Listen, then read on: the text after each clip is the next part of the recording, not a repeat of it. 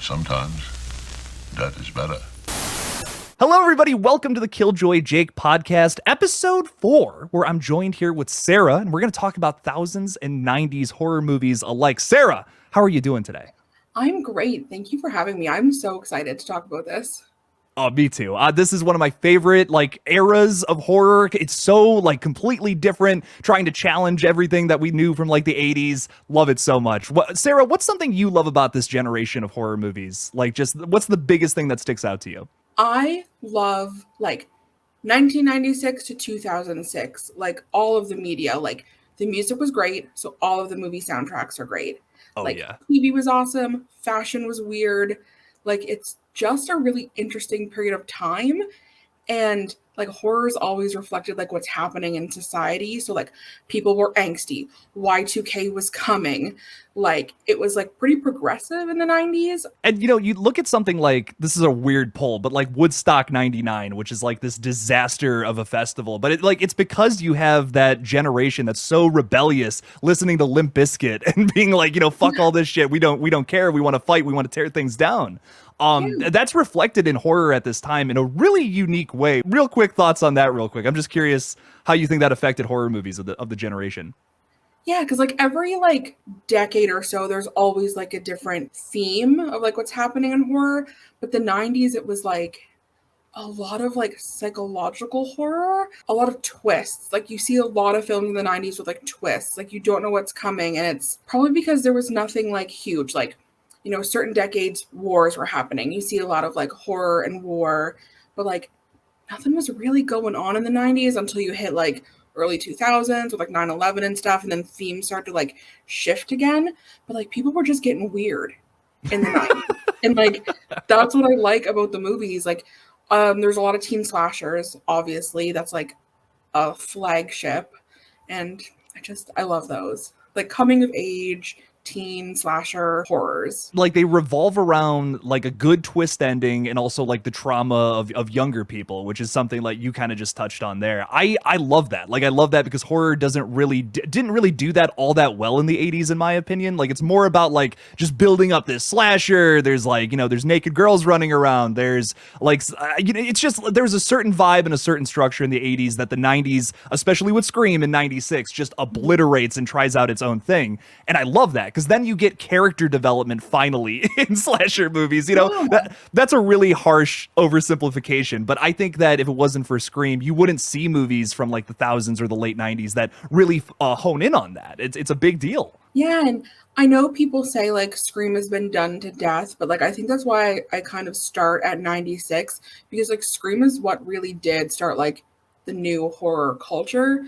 So people, rag on it and say that's all the 90s gave us was Scream, but not really. That's just the beginning. Scream is a huge focus of my my what I talk about a lot, but is anything else from that time period, especially in the wake of Scream, that really sticks out to you? There's a lot of people, you'll see it on their underrated movie lists, but a lot of the psychological thrillers, you've heard me talk about Frailty to death. Yes. I loved Frailty. I loved Identity.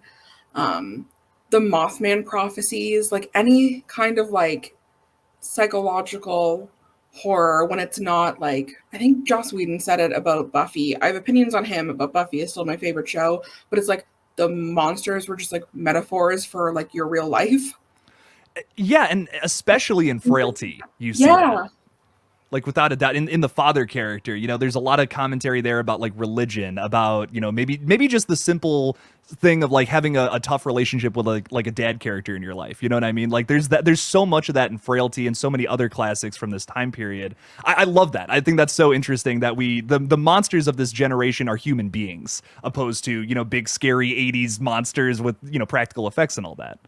Yeah, and I was reading something aside from the slashers, a lot of the psychological thrillers are just focused on the enemy you can't see, which I really like. I love a slow burn with a twist ending, Mothman prophecies. You think you know what we're talking about? Not really. Frailty comes out of left field. There is an old vampire movie called Habit. It's the same thing. It's slow, and then twist surprise, and I like that. I like something that I actually have to think about when I watch it. Like, of course there's going to be just dumb fun like you talk about all the time, but I think a lot of people think that the 90s movies are like dumb fun, but a lot of them are like really smart.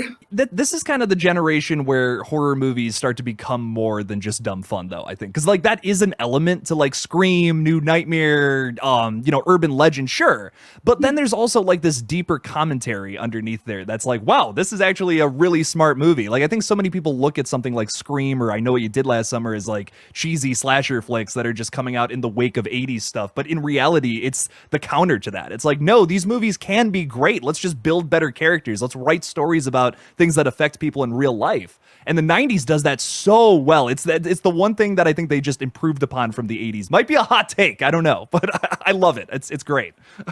No, 100%. And I was telling you about this like off camera earlier, but a lot of people, when you start talking about your love for like the 90s and early 2000s, they chalk it all up to nostalgia. They're like, oh, you only like it because it was like a happier time, or you just wish they made movies like that again. But it's like they're telling you that you are not capable of like critically thinking about work. It's the same thing as like the recency bias. People saying you only like this because it's new. And it's like, well, no, like these movies that we're talking about, like Scream, they hold up. There's going to be 7 for a reason. So right, exactly. Yeah. Now, give me a little more on that, because I think that's such an interesting, it's just such an interesting take, because I hear so many people say this about like the 90s or the 2000s. They're like, oh, it's nostalgia blinding you. And it's like, no, it's not. Like, these movies are great. Yeah. H2O is another one that a lot of people like think of right away. And they just are like, oh, it's camp. And I'm like, how is it camp? Like, it is like this triumphant, supposed to be conclusion to like Laurie's story. It is like more heart than like the 3 previous installments. Like, it's great, but people just see, Josh Hart in it, and they're like, oh, you just wish it was the 90s again. But you're so right about that, because like you have this somewhat ambiguous ending in Halloween 2 from the early 80s. I mean, it's a little definitive, but I love that there's more story in H2O, which is like sort of a requel in a weird way, because it's a direct continuation to 1 and 2. And yes, it is very triumphant. There's a lot to talk about. Laurie Strode is a completely different character in this movie. The kills, the style, the vibe of the movie is completely different from Halloween and Halloween 2 too. And it is a product of its time, but at the same time, it's doing something that's like maybe even more exciting and more triumphant, more fun than something from the past too. It's just a different way to do it, and I love that. I fucking love that about the time. It sucks that gets chalked up to nostalgia all the time. And I also, not to go off on a full H2O tangent, but like, I think it's a much more realistic depiction of like Laurie's trauma versus what they did in 2018. Like, don't get me wrong, I love 2018, but like it's just done better in H2O.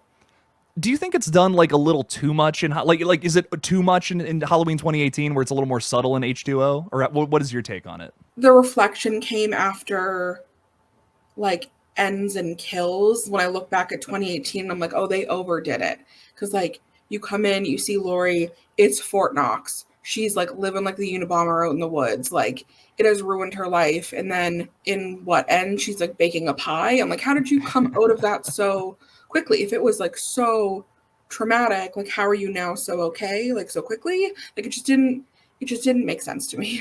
And H2O, I think it kind of leaves you to think that maybe there was a period in time where Laurie felt that way, where she was, Fort Knox, like I'm keeping myself in this house, I'm going to be a recluse from now on, not coming out. But now she's kind of grown a little more since then. I agree, it's a little more of a realistic depiction, although you get to skip over that, that time period. That's so important, where Halloween 2018, yeah, it's just kind of 4 years later, she's fine, even after her daughter getting killed by the same, killer from the original movies. What the hell? That was what bothered me. It's like, okay, so you are so traumatized because you got like cut in the shoulder and ran across the street, but then your daughter dies and you're like baking pies. Like it just didn't make sense, but it's a whole other tangent. But it's a great point, because it's how the 90s looked at trauma versus even today. You know what I mean? We were bashing the 80s a little bit. Now we got to bash the 2010s. we got to defend our points here about the 90s and the thousands. Come on. No, but is there like anything else from like the 90s that you think is so important, like how Scream influenced other slashers? Is there any other ones that like just really come to mind you want to just put a big magnifying glass on? Blair Witch. Was it the greatest thing that ever happened? No, but it was like a moment in time. It was like the first, I don't want to call it viral marketing, but it was like the first of its kind to like do something. I always say Blair Witch like walked so Cloverfield could run, because it was the same thing. You started seeing these commercials, but you didn't know what it was for.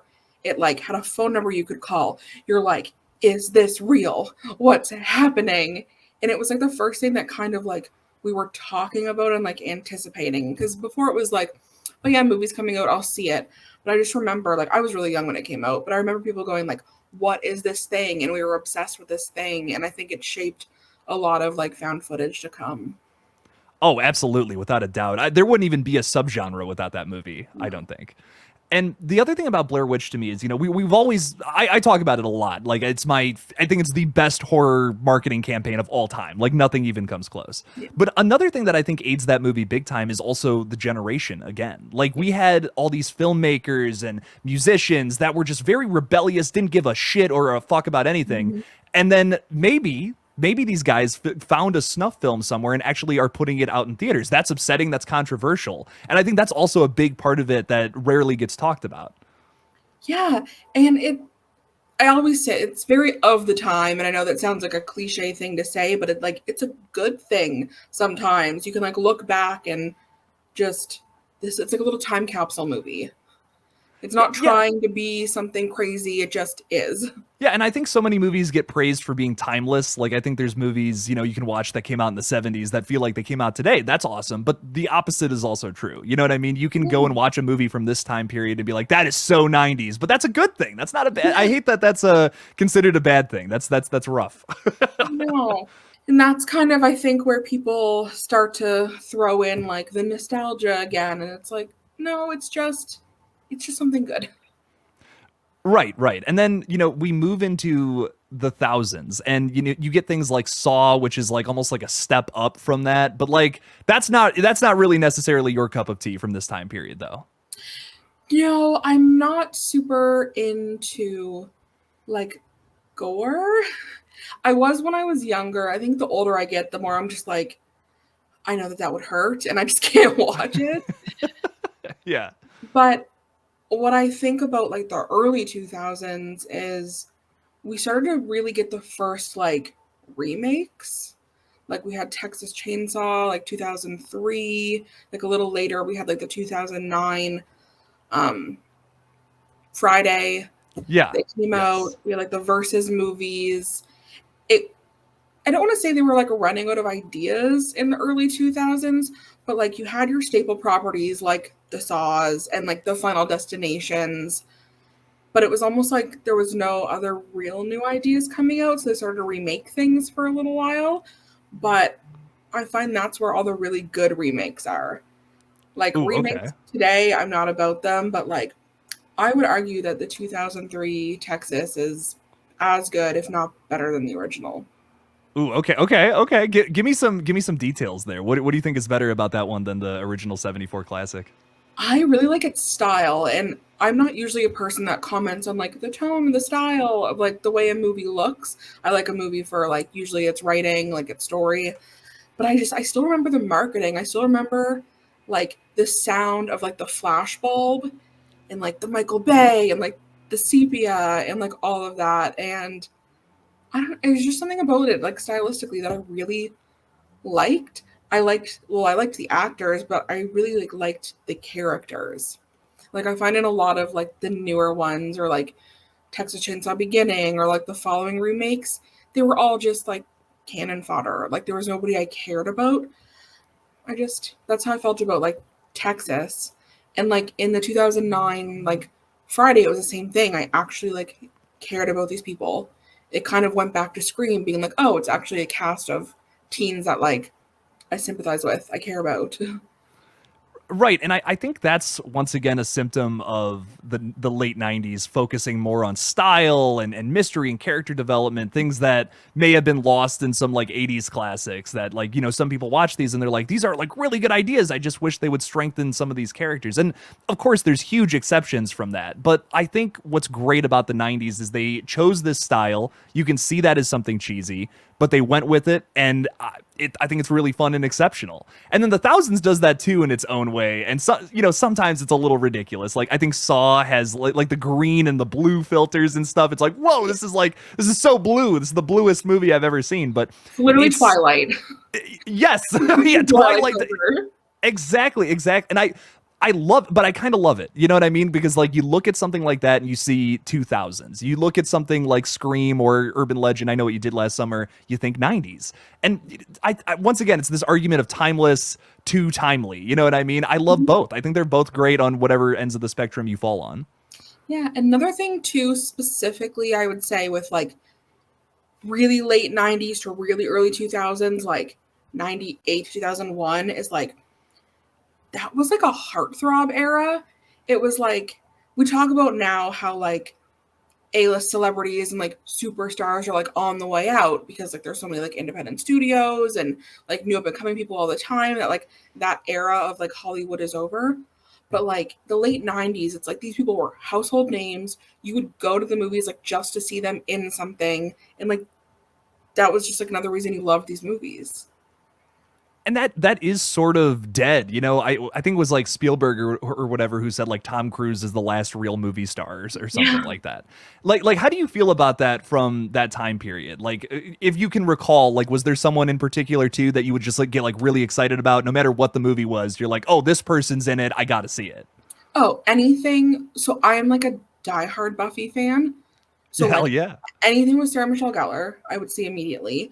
Like David Boreanaz, like he was in Valentine, like ran to that movie. Like Josh Hartnett, like just, yeah. I just love them all. Anybody who was in the Scream movies, if they were in anything else, I would see them. But probably Sarah Michelle Gellar was like the it girl of that moment for me.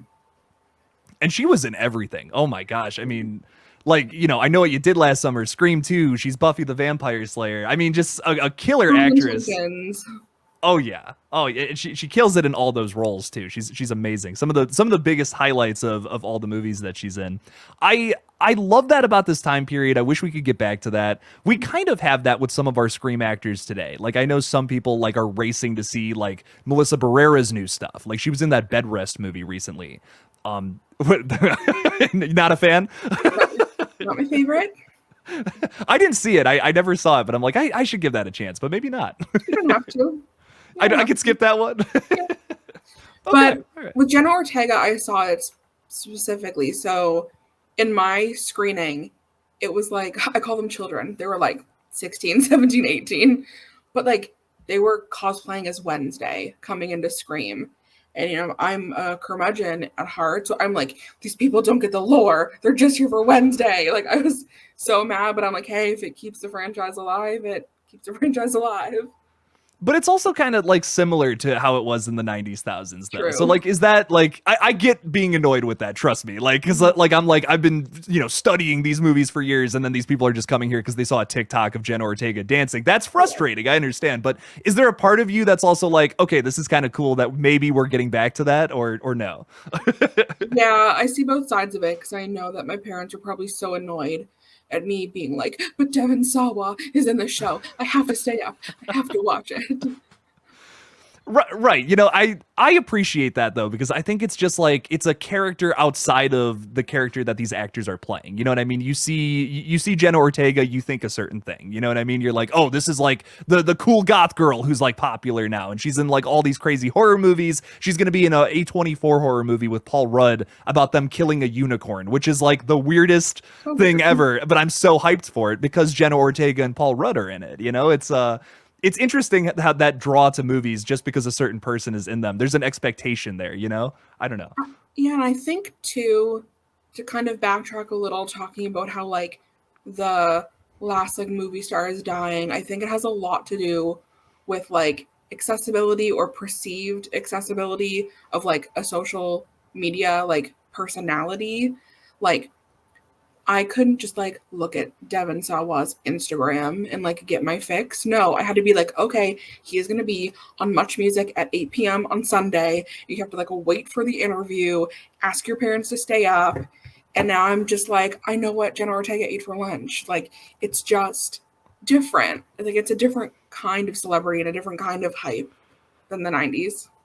So you think like the oversaturation of like social media posts from these people, that kind of has killed the modern day movie star in a lot of ways? I think so. Because there used to be that running joke of like celebrities, they're just like us. But now it's like, oh, they are. Right, And right. There's that wall is broken. Yeah. Yeah, yeah. That's shattered now. We see like, oh, these people who we held up as stars in the past. It's like, well, they do their laundry too. Yes. Yeah, I do feel that. I think there's like, once again, positives and negatives to that too, but it's not, there's so many people now that I would say classify in that range that are like somewhat popular or have some kind of following somewhere. It's like, do we like, there's not like specific like 3 people that it's like, oh, if these people are in a movie, I got to go see them. Now there's hundreds of movie stars. So it's almost like the word doesn't hold as much meaning as how it used to in like the 90s and the thousands. Exactly. It's almost upsetting in a way, you know? I know. See, this is nostalgia. See, this is the nostalgia I crave. The waiting up to see the interview, the hoping to, oh my God, mall tours. I'm not sure if you're old enough to remember mall tours, but like the celebrities and the musicians would come to your local malls. Like that was like the golden era. Like you could see the Backstreet Boys in your mall. Like that. That's really interesting. I don't know anything about that. I know that like we've had weird people show up at like, like a Cleveland mall here, like Machine Gun Kelly is from here. I'm personally not crazy about him, but like he showed up at a mall and started a riot like right by my house like 5 years ago. And I'm like, what? And it's crazy to think about. It's exciting, but nowadays it's like you have to pay a certain amount to meet these people at a backstage part of their show, or go to a convention, pay $200 to stand in line and finally meet the person. Yeah, I'm not going to tell you how much money I spent flying to Toronto to see Machine Gun Kelly. We can just get past that. Hey, that's okay. Listen, respect. He's from Ohio, so like I have to be a fan, kind of. He brought back pop punk, and I'll just leave it at that. That is cool. You know what? I'll give you that. That is pretty cool. One more, sorry. I get so excited about all these other things. Going back to 90s and thousands movies, Yes. though, is there anything else that you feel like from this time period like comes out and you're like, holy shit, this is a huge staple, once again taking this idea, throwing it in a new direction? Like I feel that way about Final Destination. I was just about to say Final Destination. It was totally different than like anything I'd seen. I still think the second one is the best, but like it's fairly consistent, which is like kind of an oddity for something that has like 5 or 6 installments. Right. And like almost all of them I think are really fun watches. Like the 4th one I'm like on the fence about, but like the rest of them I think are all very consistent. I'm super excited for 6 too. Me too. But yeah, those for sure. Also, there's like a chunk of movies that are all kind of very similar and blend together, but they're like all good. And it's like The Faculty. And again, like just like the teen school movies are such just like a staple. You can just like put one of those on and have a good time. Like Skulls, The Faculty, Urban Legend, Final Cut. Like they're all just great. And what's great about like not Urban Legend, I love Urban Legend too, don't get me wrong, but The Faculty, what I love about that one too is it kind of did what Scream did to slashers, but for like Invasion of the Body Snatchers, essentially. Yeah. And it's very modern for the time, but it also kind of boils down to the same thing, but it's completely different too. And I love that. I love that about this time period. We approached so many remakes that way. Also like House on the Top of the Hill or whatever the fuck. House on Haunted Hill? House on Haunted Hill, yes. Like that's another one where I'm like, this is a very old school idea, but we're spinning it in a 90s, thousands way that I love so much. I love that this time period was like, all these old ideas, we're gonna modernize them. We're gonna do them our own way. Yeah, and it was almost like a gateway into different subgenres. Like The Faculty was like sci-fi light. It was just like a little bit of an alien. And like, yeah, House on Haunted Hill and like The Haunting or like a tick paranormal. But also like the M. Night Shyamalan movies. Like that's really where like the twist started happening. That's what he was known for. That was like the gimmick and the draw for these movies. Are most of them good? No. But it's like you saw his name on something and it was like a game. You're like, we're going to go to it. We're going to figure the twist out. It's going to be an experience. And it's fun. Oh my god, it's so much fun though. Like even like you know, The Sixth Sense. Like you can watch that movie and like you can piece apart like moments where it's like, oh, they did this to add on to the twist. You know, it's like that's why this scene is happening. And I think that's fun. Like a lot of people see these movies and they're like, well, once you know what's happening, you can't watch it anymore. I completely disagree. You have to do it like a twofer because the first time you were surprised, and the second time you go back and you watch it and you see the clues the whole way, and it's like a totally different experience. Like Frailty is a two-watcher. Like you have to, yeah, it's the same as Arrival, which not horror, but I'm sure you've seen Arrival, right? It's a completely different movie the second time. And that's once you know what's going on, you're like, oh wait, hang on. I get that, especially that opening to Arrival too. You know, like it's like, oh shit, no way, this is what was happening the whole time. Mm-hmm. But yeah, I like movies like that like actually make you think. Like I'm not sure if you've seen Mindhunters, but it's the same thing. It's like a whodunit murder mystery. At the end, you're shocked, like guessing the whole way. You watch it again and you're like, how did I not get this? Oh hell yeah. I gotta watch Identity. This was one you recommended to me a while back. I just found out James Mangold directed that. I'm like, how have I not seen this? He's such a good director. John Cusack, Ray Liotta, like Amanda Peet. It is incredible. Oh hell yeah. Okay. But this is nice. But this is another one with like a crazy twist too, I'm assuming, correct? Yes. Yeah, I'm not even gonna say anything else about it. I don't know if I want to say it was wilder than Frailty, but it was. I was, as the kids are saying, I was shook.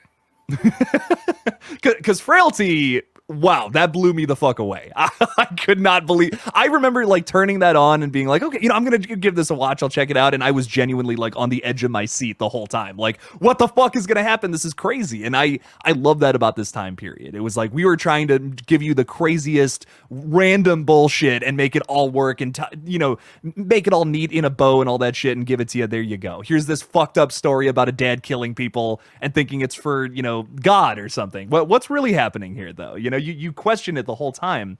Yeah. Once again, it's for the. Sorry, go ahead. No, I was just saying, Identity is the same, and it's more of like, it's a little campier. It's a little more for like shock value, but they just make it work, and it's beautiful. And Ray Liotta is Ray Liotta-ing, and it's just a great time. I love Ray Liotta. He very underrated. Rest in peace. He's great in Cocaine Bear, but I bet he's amazing in this too. I love that movie, and I don't like to talk about it because a lot of people give me shit for it, but I really like Cocaine Bear. It was fun. I enjoy it, 80s throwback in a lot of ways. Dude, that little boy is the most quotable character. And on a weekly basis, I'm saying, I'd really like to forget that, but it seems like a thing that stays with a man. The bear climbing up the tree and biting his nutsack. That's fun. I love that shit. But yeah, there's like just a lot of movies like that from the 90s that were puzzles, and it's like you had to just like hang on for the ride. And a lot of people don't like slow burns, and I don't know now if it's because we just have like no attention span, but I'm just like a really big fan of just like having to wait for the payoff. I agree, and I think that's something that's lost in today's movies big time. Like a lot of even the way we edit things now is so quick. Like I love Scream 6, don't get me wrong, but like the way that movie's edited is like scene, line, something's happening. Can you breathe for a second? Right. And a lot of modern movies are edited that way. And it's like, I just wish we could like hone in on a character, just see them alone by themselves feeling something. You know what I mean? I miss that about 90s and thousands movies. We don't do that anymore. And when something does, like I think Talk to Me is a great example.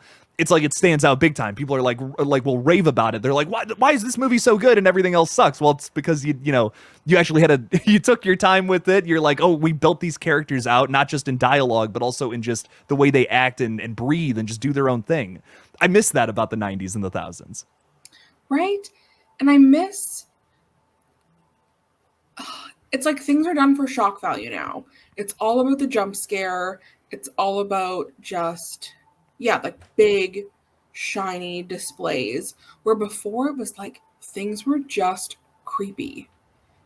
And like, I miss that. Like, I remember getting goosebumps during the Mothman Prophecies chapstick scene. Like, what's in my pocket? Chapstick. I just remember like, I had to take a break. I had to turn on a light. Like, it was so creepy. And we just don't do that anymore. No, and it almost feels like inhuman with how we set up movies and things today. And it's like, I think it's because you have producers, directors, writers, whatever, thinking like, well, our modern day audiences just don't have the attention spans of people from 20 years ago.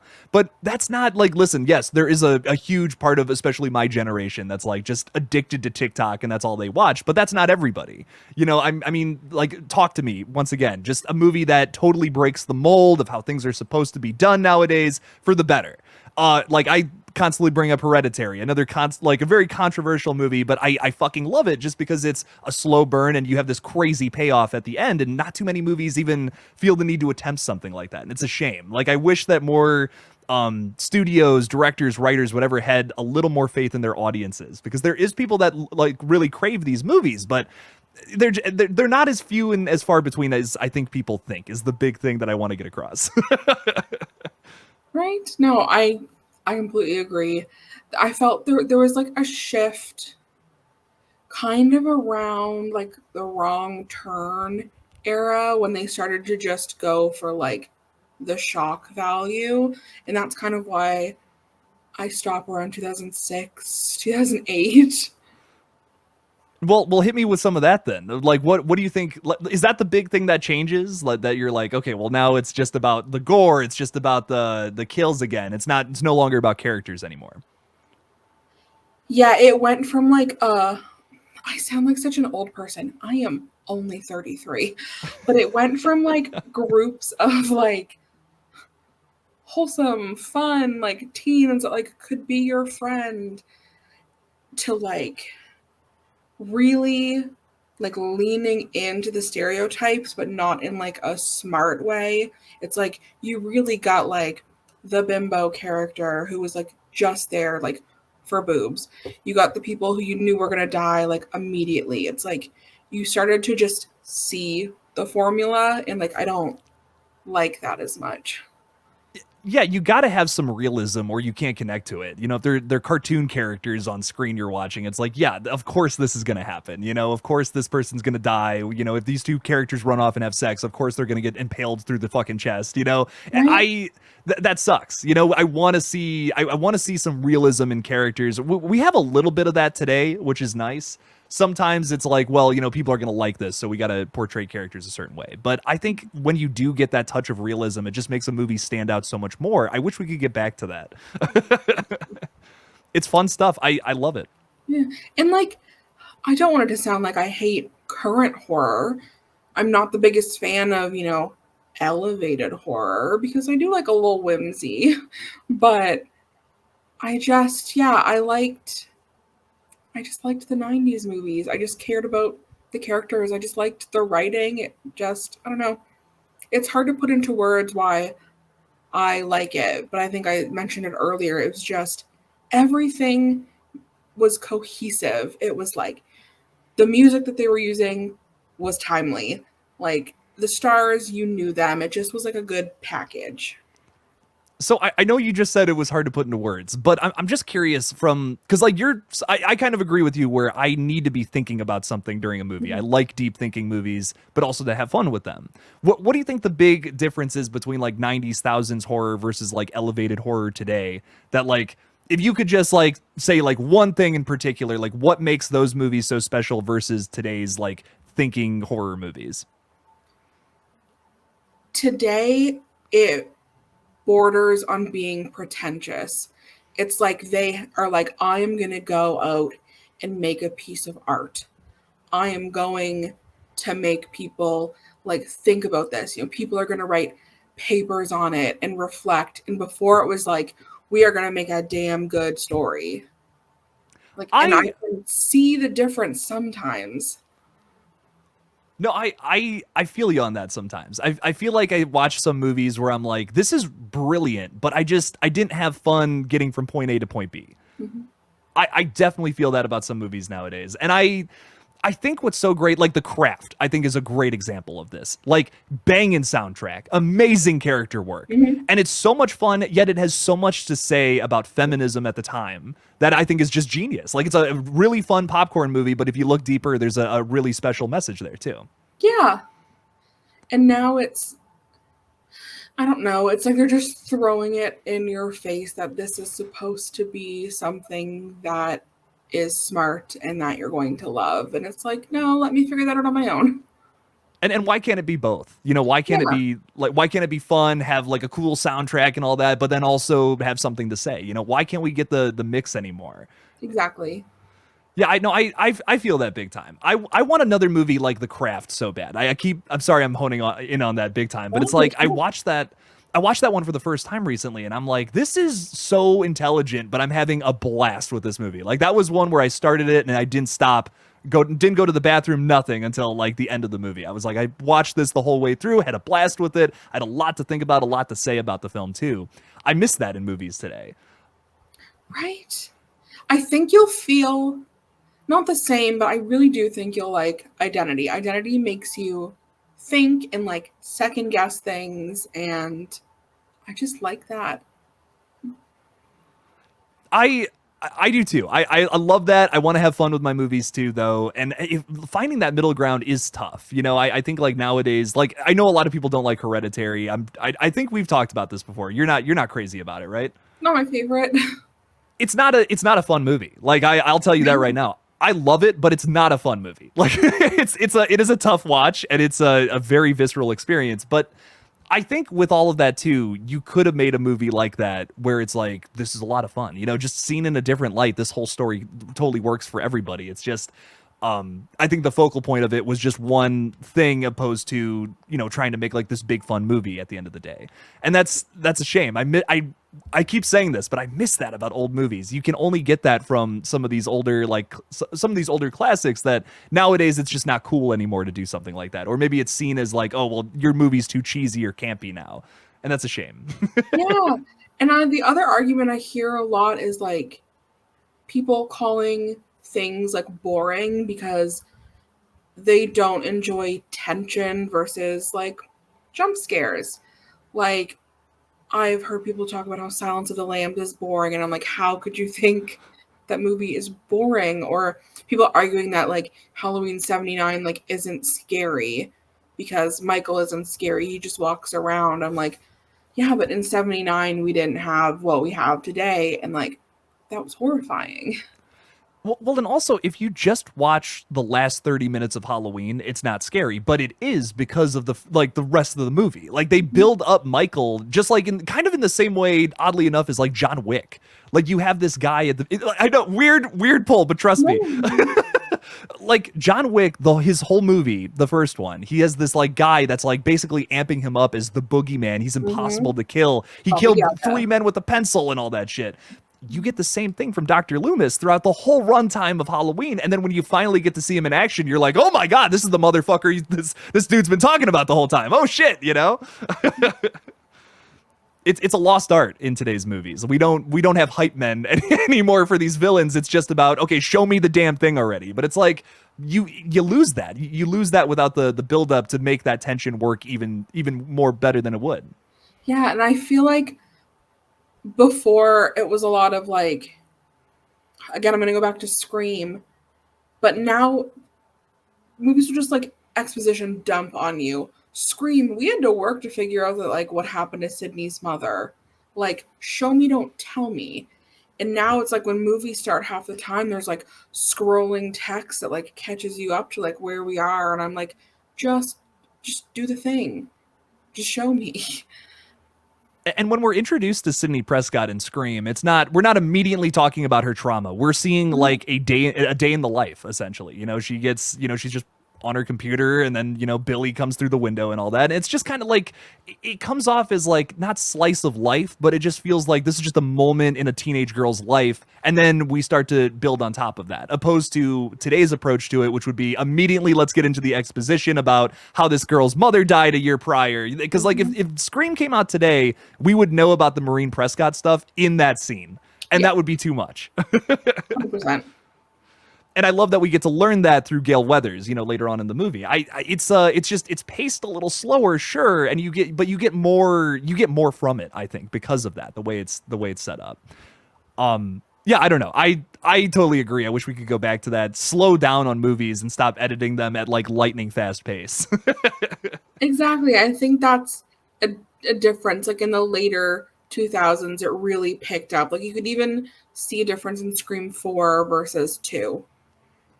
It just was like the style, like production quality was improving. They were like pulling out new tricks. They were doing new flashy things, and we lost a little bit of like the charm of the earlier 90s, but also like the angst and like the tone of it. Have you seen the movie Green Room? Yes. I felt like that could have been a movie that came out in the 90s. It had that same like tone, the same coloring, like music is usually like a really important part of those movies. If it's not directly in the movie, it's like the soundtrack was important.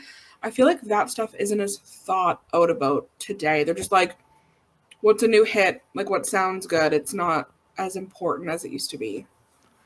Yeah, curating a good playlist for a movie, I think, is so important. Green Room, terrific example too, because we have this like punk band at the forefront, and like the one, I don't even know if I can. I don't care. If I can't say it, I'll bleep it out later. But like the Nazi punks song, like with that they sing, and to a crowd of Nazis is like that's so. It's like so. It's great black humor, but it's also like it sticks in your head too because it's so specific. Here's this sequence of this punk band not giving a single fuck performing this song in front of a bunch of neo-Nazis, and you get to see the results of that throughout the rest of the movie. I fucking love that shit. Like that movie I think was so well done, and it's nothing like this grandiose gigantic thing like every movie nowadays is, or every superhero movie, whatever. It's just a self-contained little tiny story, and it's done so well. Right? I feel like we're starting to see music and like soundtracks like come back, like specifically Barbie, like they have a curated like album, like they put in the work, they made it make sense. But for a while we haven't seen that. But like I remember seeing a movie and going, okay, I have to buy the soundtrack, and like going out and getting it. And I haven't done that in 15 years. Like granted, digital music, all that stuff has changed, but it was something that they thought about in those movies that I don't think they really think about anymore. And that's like, it's so important though. Like music and sound and audio, it's like one of the most important things about a movie. Like some people say, oh, it's the visuals are like what's going to stand out the most. I disagree. I think audio is the thing that terrifies you more than anything. Have you ever seen, okay, here's a late 90s movie, the original Grudge. Yes. It's horrifying. And like, it's nothing like visually stunning, like the ghosts just have white makeup on. That's all it is. But it's the sound. Yeah, it's the fucking throat noise that I can't do. You hear that and you're horrified. You're like, Jesus Christ, fucking hell. There's the last shot of that movie is just the ghost like opening her eyes, but the sound design is done so well. It's like you're petrified. All the hairs on your body stand up because you're just like horrified by this visual, even though it's nothing like super impressive. I don't know. I couldn't agree more about that. Sound design and score, whatever. It's the most important thing. An example that stands out to me, it's something I told you to watch, but I don't know if you've watched it yet. It's The Fourth Kind. The sound in that is... You're going to be mad at me. So fuming. I know the sound design is so good. And they will use the sound as like a jump scare. And I love that. But it's not, like cheaply done. It's like, it's not, someone comes around a corner and they play a loud noise. It's like, it makes sense for what she's doing. I don't want to tell you because I want you to watch it. But like she is a psychologist. She has a tape recorder, you know, she's listening to recording. Like it makes sense. And the sound is good. And it makes a difference. I agree. I totally agree. I want to see more of that in modern movies. But like, if there's anything that you could touch on from like the late thousands, like what do you think happens in this time period to then move into the 2010s that maybe once again you feel like gets lost in translation? Like 90s and thousands have this certain vibe. What changes in that time period? Like, is it the culture? Are we just making movies differently at this point? What do you think is the biggest factor there, or something else you just want to harp on?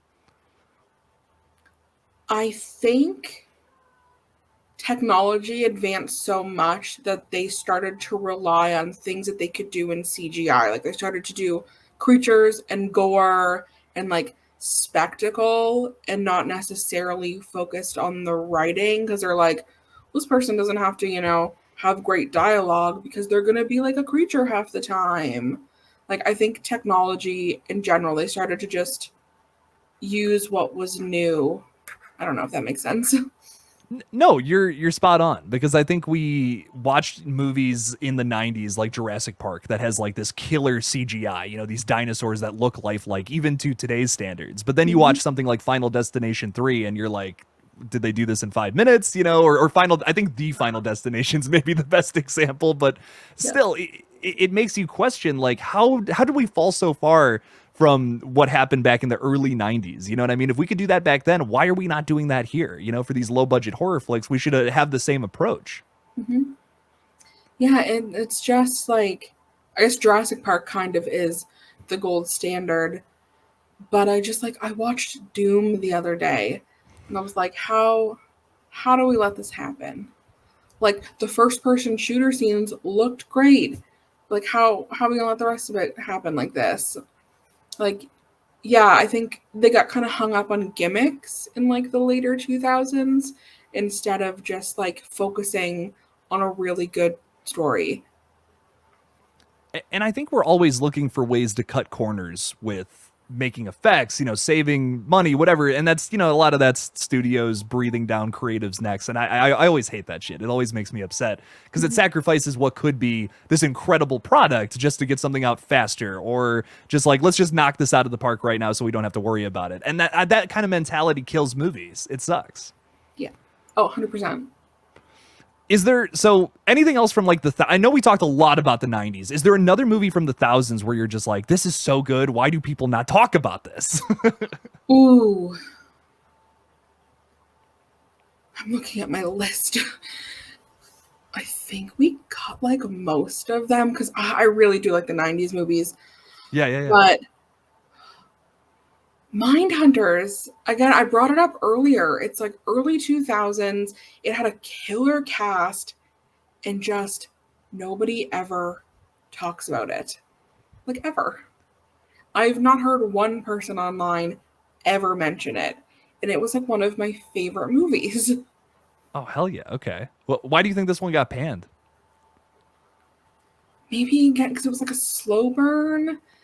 But it's like, it is like a good mystery whodunit. There are some like gory kills. Val Kilmer is in it. Christian Slater, LL Cool J. Like, it's Johnny Lee Miller. Like, it's an incredible cast, but I never hear anybody talk about it. You know, and talking about slow burns again, I'm sorry. Like, I know we're kind of, I don't want to talk in circles, but I think like a big thing with that movie, Frailty, like I've never even heard of these movies. Like they don't get regarded as classics, yet something like Friday the 13th does. And maybe this is my hot take, I'm just not crazy about that movie. Like I don't think it's great. It's fine. It's a slasher movie. That's really all it is. It doesn't do much else to stand out. But then I think my experience with Frailty, and maybe even this movie, I haven't seen it yet, but I bet it's killer. Those are some of the best movies I've ever seen. Like I think when people actually give these films a chance, it's like, okay, you're gonna have your mind blown, but just give slow burns a chance. Don't just watch one and be like, okay, well that was fine. It's like, well, some of these are fucking phenomenal. Like I wish more people would give smaller movies that are originals a chance, because that's definitely something that's lost in modern media. Like everything's got to be a continuation. Yeah, like Frailty is probably my third favorite movie of all time. And I feel like I have to twist people's arm to watch it. I think I asked you 4 times to watch this movie. I know, Well, I know you're a busy boy. I'm like, just trust me. Just trust me. It's gonna be worth it. And I think it's just, I don't know, a combination of things. Like the synopsis, not great. Trailers from the early 2000s, they're all narrated over and they're just like flashes. So it's like, you don't really get like a sense of the story. Plus, there's like movies with twists. You don't want to tell people the twist. You just have to like hope they trust you to watch it. Right. And I think something else that blows about that, and like, listen, I'm a culprit of it too. You asked me to do this 4 times and I couldn't sit down and watch the movie. And I think part of that is like, I'm so excited for like something like Scream 7 right now, because like, it's like, oh, it's a continuation of my favorite franchise. I know I'm going to at least kind of enjoy this, but you pitch an original movie to somebody, and like, I'm even bad at this too, which I hate. It's like, well, I don't know anything about this. I'm like, I don't know. And nowadays too, going back to something else we were talking about how the idea of the movie star is dead nowadays. You have so many people that are influencers. It's hard to keep up with. It's impossible to keep up with. You can't get excited about a movie because someone's in it anymore. You can't get excited about a movie because it's if it's not a continuation, you don't know anything about it. It's not as familiar. And that's a lost art nowadays. I think that's why a lot of original movies just don't get the attention they deserve. When, I liked Scream 6, it's great, but there are multiple movies that came out this year that blows it out of the water. Yeah. And that's a shame. Why don't we talk about these movies? Why does it take this crazy double feature for a movie like Barbie and Oppenheimer to explode? You know what I mean? Why does it have to take a viral marketing campaign for something like that to happen, when these movies as standalones are both phenomenal flicks? 100%. And in that same vein, you were saying these things are all being remade. Like, there's little movies that are so good that like Hollywood finds, and then they're like, we're going to remake this because it's great. They remake it and it's terrible. Like, there's a movie called Let the Right One In, and they like made a remake of it just called like Let Me In. And it's just like, it is a shell of what the original is, but nobody wants to see the original because nobody wants to read subtitles. Oh my God, that frustrates me so much, because you probably have seen Quarantine. It's Yes. like a found footage flick. That's a remake of a movie that came out less than 9 months before that one released. Wreck was, yes. Yeah, and it's phenomenal. But Quarantine is just the same movie, but in English. Like, it is almost beat for beat the exact same film. And it's like, are you kidding me? Like, you didn't do any new spin on it. You just remade it, but in a different language. That blows. Read subtitles. Like, it's worth it sometimes. Right. I don't know. I'm probably jumping back like a good conversation, but you were like, what did you think was different about like the later 2000s?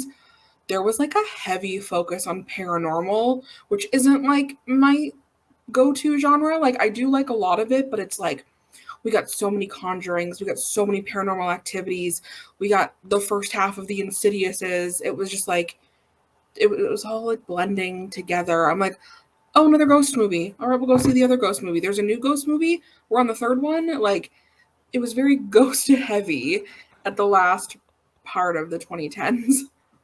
Now, why do you think that happens? Is like, are people just sick of slashers at this point, and the slashers remakes, whatever, we got to focus on something else? Like, do you think that's kind of why that rises up? I'm sure that there was something that happened in history, because we're going back to like how horror always like reflects what's happening in like society. Like, post 9/11 horror, very different than pre 9/11 horror. Like, even like TV, everything is now political. All the villains are terrorists. Like, it's like there are waves and there are trends and like reasons. So there was definitely like a shift away from like gore and violence into paranormal, but like, I don't really know why. I never really like looked into it honestly, because they weren't like movies that I was seeing, but something must have happened. I think like Paranormal Activity blowing up is a big reason why you have the Insidious and, Conjuring franchise and all that. It was a movie that was made for $15,000 that grosses like millions and millions of dollars. So that's got to be a big part of it too. But then you have the Conjuring franchise that is still going strong, making a shit ton of money for Warner Bros. And is that just a side effect of Paranormal Activity from 2007? Like, is that what we chalk it up to? Is that why this is such a successful IP?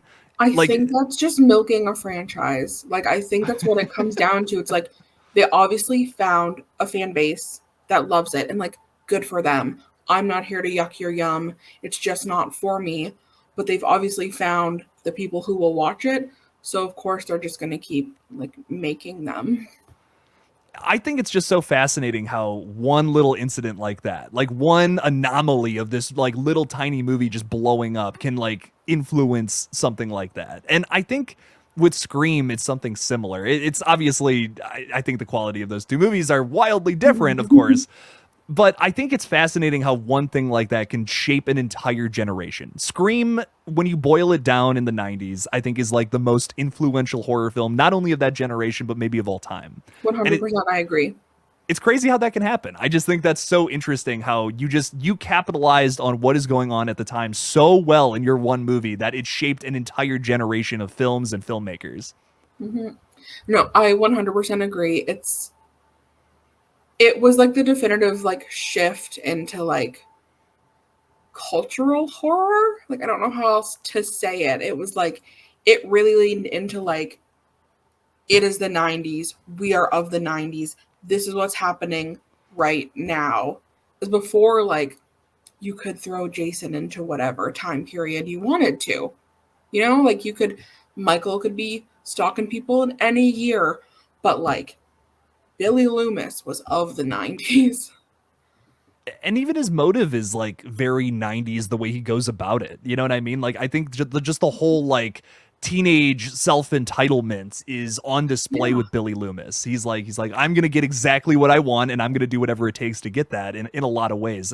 I'm not going to say his whole motive boils down to that, but that's definitely a part of it. And even with Stu, like his whole thing that his response when Sidney Prescott is like, what's your motive? Peer pressure. He doesn't even realize what he's doing. And is that because he's desensitized to killing people because he's watched a bunch of horror movies, or is that just because of what the generational look at life was at the time? That's something that I will debate people all day. Like horror movies really don't make psychos. It's just the time period of the late 90s. I think desensitized people to, murder or acts of violence. It was just like it was almost like it was just mainstream. It was popular, which is a scary thing to talk about. It's the 90s. Motives are incidental. Like, it says it all Precisely. right there. But that's another thing with like paranormal horror. Like, there's not a motive. Like, there's nothing really to figure out. Like, why is the ghost ghosting? Like, it's just, yeah, it's a different. The villain, if you will, in every like generation is always different. And I think the villains of the 90s were like people you could know. And like it made Yeah. it real. It's not, a supernatural villain or just like a super strong villain. They're like, oh, these are, serial killers. Like these are people you could be friends with. And that's what makes it so scary. That's why Mhm. I think that's why it's one of the best periods for horror movies ever. That's why I'm constantly like I get a lot of shit for this, but this is why I'm constantly harping on the Scream franchise getting scarier because I think that we've lost that element to it where it's like it could be anyone it's a little more commercialized nowadays in slasher films. I want to get back to that feeling of oh my god, it's my best friend killing all these people. Right? And not to make this like a Scream stream, but I think part of the issue is because we love the legacy so much, we can't let them go. But if we keep trying to tie every single thing that happens back to the past, like it's just too convoluted and we don't care anymore, like it loses part of like the scariness. I don't know. But you're spot on. You know what I mean? I love these characters that come back for all the movies. It's great seeing Gail Weathers and Sidney Prescott back again. Of course, like Of don't get me course. wrong. But it's like I miss the feeling of dread I had when it's just Billy and Stu stabbing each other to fake this murder. Like there's so many things on a like a I don't know, on so many different psychological levels that makes that scene so fucked up. Like that is Yes. without a doubt the scariest scene in all of Scream in my opinion. 100%. Like I believed that Stu was getting stabbed. now it's like, what, you see Sam stab somebody 47 times and like Chad doesn't even die. Like it just like it's things are different now. It's just different. It just doesn't seem like there's consequences to these actions. Like, I think so many things, like even down to Beavis and Butthead in the 90s, shows you these like dumb teenage characters who are doing these awful things, and usually they get the shit kicked out of them, you know, for the things that they're doing. You see that in Billy and Stu too, I think. Yeah. And I love that. I miss that so much because we still have characters like that in real life. Why can't we have villains on screen that portray the same thing? Right? It's like we don't need this like fantastical, over the top, like horrifying being. It's like, make it my best friend. Like that's scarier. I agree. You will love Talk to Me if you haven't seen it, by the way. I'm seeing it on Thursday. Oh my God. Nice. Awesome. Well, enjoy, because I think it finally gives ghosts a reason to be doing the things they're doing. Okay. That's something I've always had an issue with. Like, I love the Insidious franchise because I think it's ridiculous. You know, like, it's over the top, it's ridiculous. Why the fuck is this happening, though? They don't really give you that, and there's horror to be generated from that I think is fun. It's the one standout from, you know, 2010s horror that like kind of focuses in on that. Like Paranormal Activity, they're fun movies, but they're nothing where I'm like, oh shit, these are the best horror movies of all time. Yeah. I like Insidious because it's just dumb fun, and you're like watching this horrifying shit happen that's almost like on paper a little silly because it's so fucking dark and a horrible situation. But Talk to Me takes that idea and gives the demons a reason to be doing all of this. And that is what I love about it. That's what I really, I vibed with it. I'm like, this is the direction paranormal horror needs to go in. I think it's going to reimagine the genre, and hopefully we can get some new stuff coming from that. Oh, that's exciting. Yeah, I haven't read anybody's like spoiler reviews, but I've only heard good things about it, and people saying like the same thing, like, this is so fresh, this is so different, this is like so great, and I can't wait. Well, you're gonna have a great time with it, Sarah. Real quick before we end the podcast, too, do you want to plug anything? You want to be like, holy shit, check this shit out? Well, I don't have a YouTube channel, but anybody watching, for the love of God, go watch Frailty. Just please, just do it for me. And if you want to follow me on Instagram and tell me how much you liked it, I would love that also. Heck yeah, I'll put it on the screen. It'll be like passing by somewhere. Like, follow Sarah at Sarah's stuff. I can't remember it off the top of my head, but it'll be there. I promise. Watch Frailty and tell her how you liked it. Yes, make sure to do that. Very good stuff. Sarah, thank you so much for coming on the podcast. It's been a pleasure talking with you. Thanks for having me. This was so fun. Of course. And all of you out there, make sure to subscribe. Check out Sarah's Instagram and watch Frailty. God damn it. Very good stuff. Thank you all so much for listening. And as always, don't forget to kill it out there.